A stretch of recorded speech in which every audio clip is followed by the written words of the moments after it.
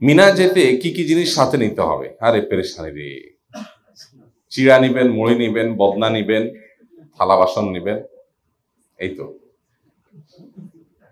মিনাতে যেতে আমরা আসলে বস্তুবাদী হইতে হইতে এমন বস্তুবাদী হয়েছি যে মিনাতে মনে হচ্ছে 2-4 বছরের শ্বশুর বাড়িতে বেড়াইতে যাবো। যাবই হলো সামান্য সময়ের জন্য। যে পরিমাণ হেডেক আমাদের মাথায়, আগের যুগের মানুষ যারা ছিলেন ঘর থেকে জেহাদে বাইরে হয়ে গেছে, আর জীবনে ব্যাক করবে কিনা জানে না।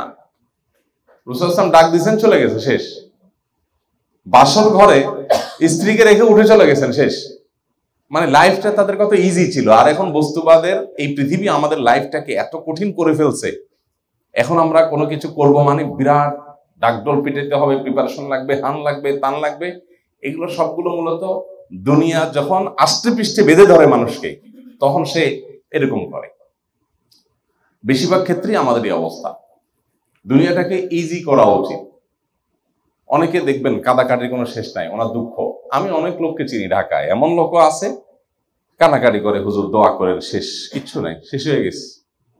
কি হয়েছে ভাই? আমার শুধু রাস্তায় বসার বাকি আছে ভাই, আমাদের ওটা দোয়া করিয়ে। যে লোক এটা বলতেছে তার 6 তলা একটা বাড়ি আছে, 8-10 কাঠা জায়গার উপরে টিন শেড, অনেকগুলো রুম করা আছে, এগুলো সব ভাড়া পায়, আরো আছে। তো এই অবস্থা কেন? এই অবস্থা হলো তার কোনো একটা ডিল বেটে বলে হয় নাই। এখন উনি বলছে, হুজুর আমি তো শেষ, আমার কি হবে, আমার বাচ্চাগুলা কি খেয়ে থাকবে, আপনি একটু দোয়া করেন হুজুর আল্লাহর কাছে। তবে আল্লাহ দোয়ার কাছে দোয়া করি, আল্লাহ আপনার হেদায়েত দেখ। পয়সা করি পরে, আগে কি দরকার? হেদায়েত। আমাদের খাই খাই মনোভাবের কারণে সাহাবায়ে কেরামের সব চলে গেছে, আলহামদুলিল্লাহ চলে গেছে, সমস্যা কি? এটা তো দুনিয়া, কেন থাকার জন্য আসেনি। দেখেন কত ইজি। আর আমাদের চুন থেকে নুন খসলে, হ্যাঁ কেন হইলো, কি হইলো, সর্বনাশ, গেল রে, খেলো রে, শেষ। অনেক মহিলারা আমাদের কাছে আসেন কানতে কানতে শেষ, দুঃখের শেষ নাই। হ্যাঁ রে, কান্না থামানো যায় না। কি হয়েছে ভাই? আমি তো জনম দেখি ভাই, কি হয়েছে এটা কি? আমার জামাইটা মানুষ। তো জামাই মানুষ তো অনেকেরই আছে, সমস্যা কি?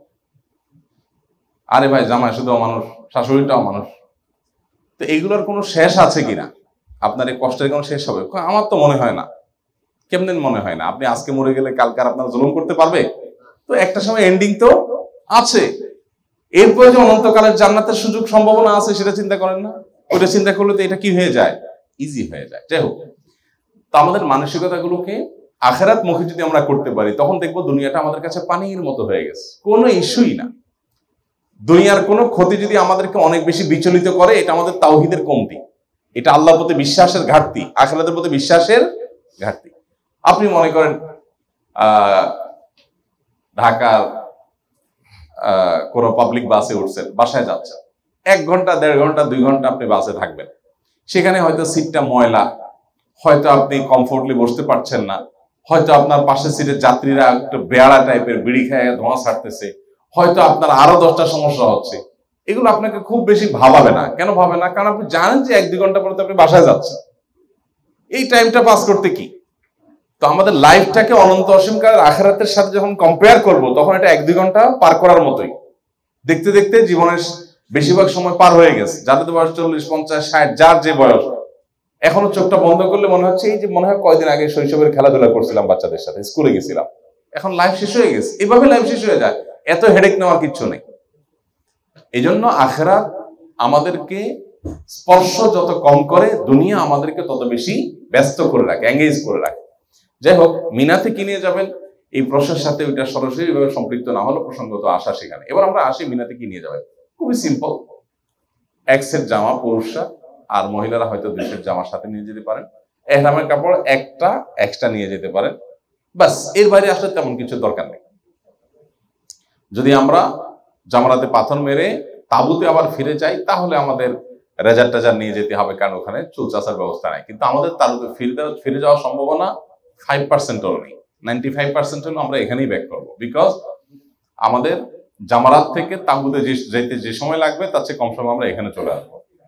আর এখানে চলে আসলে আমরা দিনভর উমরা করে, তোয়াফ সাই করে, মাথা চুল চেষে, এখানে আপনার খাবার দাবার খেয়ে ওই দিনগুলোতে হয়তো প্যাকেজের মধ্যে খাবার থাকে না, কারণ এক একজন এক এক টাইমে আসে ঠিক ঠিকানা নাই, তো হোটেলে আমরা খানা টানা খেয়ে ওই একটা দিন আপনার ওই মিনার দিনগুলা তো আমরা এরপর জামা কাপড় চেঞ্জ করে রেস্ট টেস্ট করে ঘুমাই টুমাই সন্ধ্যার পরে এই যে এদিকে ব্রিজ আছে মেসফালা ব্রিজ, এই ব্রিজের নিচ থেকে আমরা 3 জন 4 জন করে করে ট্যাক্সি রিজার্ভ করে 50 রিয়াল 60 রিয়াল করে নিবে, আমাদেরকে তাঁবুর কাছাকাছি নামাই দিবে, অন্তত তাঁবুর কাছাকাছি লোকেশন দেখাইতে পারলে ওদেরকে দেখা দিবে ইনশাআল্লাহ। তো যার কারণে আমাদের আর তেমন কিছু নেওয়ার দরকার নাই, কারণ ঈদের দিন তো আমরা এখানে আসতেই আছি, ইভেন জামাও না নিলে চলে, কারণ এখানে এসে তো আমি জামা চেঞ্জ করে যাবোই। তারপরেও আপনি সতর্কতামূলক নিতে চাইলে এক সেট নিতে পারেন, কিন্তু আমি নেওয়ার খুব একটা ইম্পর্টেন্স দিই, কিছুই নেওয়ার দরকার নেই। আপনার মেডিসিন আছে নিয়মিত নেওয়া লাগে, সেগুলো নিতে পারেন। এর বাইরে সেখানে খাবার আছে, নাস্তা আছে, সবকিছুই থাকবে, আপনার নেওয়ার মতো আমি তেমন কিছু দেখি না। হুদহুদ ট্যুরস অ্যান্ড ট্রাভেলস, হজ ও উমরার বিশ্বস্ত প্রতিষ্ঠান। রাহবার হয়ে পথ দেখাবে হুদহুদ ট্যুরস অ্যান্ড ট্রাভেলস।